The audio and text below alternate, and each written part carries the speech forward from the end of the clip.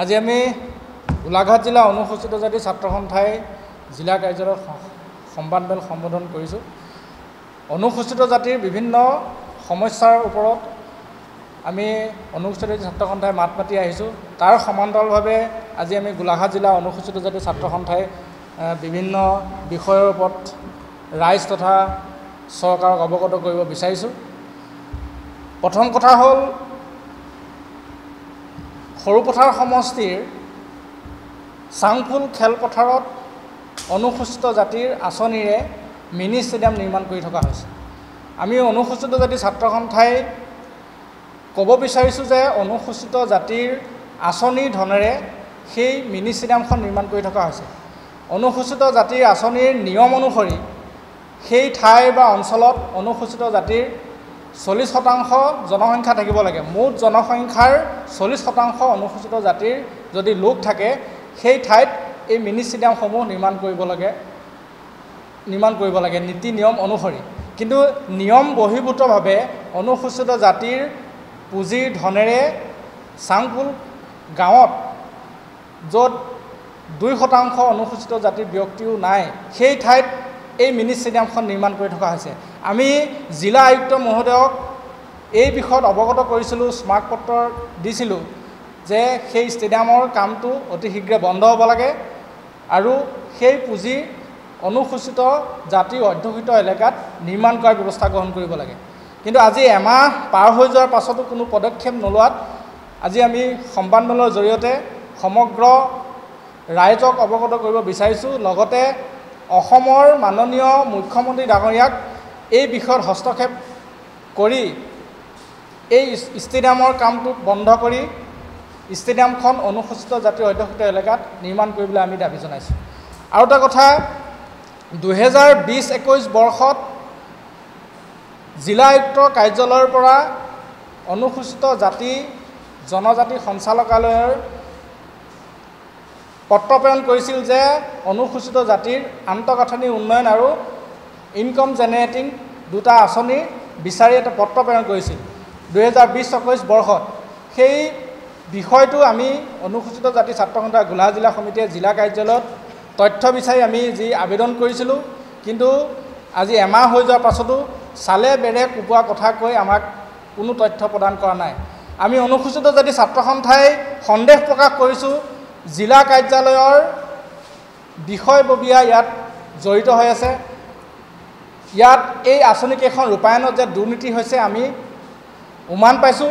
সেয়া আমি মুখ্যমন্ত্ৰী মহোদয়ক অনুৰোধ জনাইছোঁ এই সমগ্ৰ বিষয়টো যাতে আপুনি হস্তক্ষেপ কৰি উচিত তদন্ত কৰি বিষয়টো নিষ্পত্তি নি অনুসূচিত জাতি ৰাইজক ন্যায় প্ৰদান কৰিব বুলি আমি দাবী জনাইছোঁ। সৰুপথাৰ সমষ্টিৰ চাংপুল গাঁৱত যিহেতু আমি অনুসূচিত জাতি ছাত্ৰ সন্থাই দাবী কৰি আহিছোঁ যে অনুসূচিত জাতিৰ বিভিন্ন সমস্যাসমূহ সমাধান কৰিবৰ কাৰণে দাবী জনাই অহাৰ পাছতো সৰুপথাৰ সমষ্টিৰ 2 নং কবুত্ৰ গাঁৱৰ এটা অংগনবাদী চেণ্টাৰ, এই অংগনবাদী চেণ্টাৰটো আপোনালোকে প্ৰত্যক্ষ কৰিব কিমান জৰাজীৰ্ণ অৱস্থাত আছে। এই জৰাজীৰ্ণ অৱস্থাটো কিন্তু তাত ছাত্ৰ ছাত্ৰীক অধ্যয়ন অৱস্থাত আছে। এই এটা জৰাজীৰ্ণ অৱস্থাটো যে অধ্যয়ন অৱস্থাত আছে, এইটো অনুসূচিত জাতিক তীব্ৰভাৱে প্ৰতাৰণা কৰিছে, বঞ্চনা কৰিছে। আমি সমগ্ৰ ঘটনাটো অনুসূচিত জাতি ছাত্ৰ সন্থাই তীব্ৰভাৱে গৰিহণা দিছোঁ। কাৰণ উন্নয়ন হৈছে বুলি সকলোৱে কৈ থাকে, সকলোৱে ফেচবুকতো প্ৰচাৰ কৰে, কিন্তু উন্নয়ন হৈছে নোহোৱা নহয়। কিন্তু য'ত অনুসূচিত জাতিৰ এলেকা আৰম্ভ হৈছে ত'তে কিন্তু উন্নয়ন বন্ধ হৈছে। অনুসূচিত জাতিৰ ৰাস্তা পদূলি অংগনবাদী চেণ্টাৰৰ পৰা ধৰি যিখিনি উন্নয়ন হ'ব লাগে, কিন্তু অনুসূচিত জাতিৰ এলেকাসমূহত কিন্তু কোনো উন্নয়ন হোৱা নাই। আৰু অনুসূচিত জাতিৰ এলেকাসমূহ যিবিলাক ধনশী নৈ হওক বা ব্ৰহ্মপুত্ৰ নদীয়ে কাষৰীয়া অনুসূচিত জাতিৰ ব্যক্তি গৰাখহনীয়াই কিন্তু সেই ব্যক্তিসকলক কিন্তু বাৰুকৈ কিন্তু ক্ষতিগ্ৰস্ত কৰিছে। আমি গোলাঘাট জিলা অনুসূচিত জাতি ছাত্ৰ সন্থাই দাবী জনাই আহিছিল, কিন্তু এই বান গৰাখহনীয়াবিলাক অতি সোনকালে ৰোধ কৰিব লাগে। কিন্তু আজি পৰ্যন্ত বান খহনীয়া ৰোধ কৰা কোনো পদক্ষেপ গ্ৰহণ নকৰিলে। ৰাস্তা পদূলি উন্নয়ন হ'ব লাগে, তাৰো কোনো পদক্ষেপ গ্ৰহণ নকৰিলে। আজি আমি গোলাঘাট জিলা অনুসূচিত জাতি ছাত্ৰ সন্থাই সংবাদমেলৰ জৰিয়তে সমগ্ৰ অসমৰ ৰাইজৰ তথা অসমৰ মাননীয় মুখ্যমন্ত্ৰী ডাঙৰীয়াক অৱগত কৰিছোঁ যে সামগ্ৰিকভাৱে যিবিলাক সমস্যা আছে সমস্যাবিলাক অতি শীঘ্ৰে সমাধান কৰাৰ ব্যৱস্থা গ্ৰহণ কৰক, নতুবা আমি গোলাঘাট জিলা অনুসূচিত জাতি ছাত্ৰ সন্থাই গণতান্ত্ৰিকভাৱে তীব্ৰ আন্দোলন গঢ়ি তুলিবলৈ আমি বাধ্য হ'ম। আমি গোলাঘাট জিলা অনুসূচিত ছাত্ৰ সন্থাই সকিয়নি প্ৰদান কৰিছোঁ। চাওক, চাংপুল খেলপথাৰত যিখন মিনি ষ্টেডিয়াম হৈ আছে, এই মিনি ষ্টেডিয়ামসমূহ সমগ্ৰ অসমতে হৈ আছে। আমি সন্দেহ প্ৰকাশ কৰিছোঁ সমগ্ৰ অসমৰ কিছু নীতি বহিৰ্ভূতভাৱে ব্যৱহাৰ কৰিছে বুলি আমি সন্দেহ প্ৰকাশ কৰিছোঁ। তাৰ সমান্তৰালভাৱে গোলাঘাট জিলাত যিটো সৰুপথাৰ সমষ্টিৰ মাননীয় বিধায়ক বিশ্বজিৎ ফুকন ডাঙৰীয়াৰ তত্বাৱধানতে কিন্তু উক্ত মিনি ষ্টেডিয়ামখন নিৰ্মাণ কৰি থকা আমি গম পাইছোঁ। সেয়ে সৰুপথাৰ সমষ্টিৰ সন্মানীয় বিধায়ক মহোদয়ে এই মিনি ষ্টেডিয়ামখন অতি শীঘ্ৰে বন্ধ কৰাৰ ব্যৱস্থা গ্ৰহণ কৰিব লাগে। আৰু এটা কথা আমি জনাব বিচাৰিছোঁ যে অনুসূচিত জাতিৰ এলেকাসমূহৰ ৰাস্তা কাটি নি বেলেগত নিৰ্মাণ কৰা আমাৰ পৰিলক্ষিত হৈছে।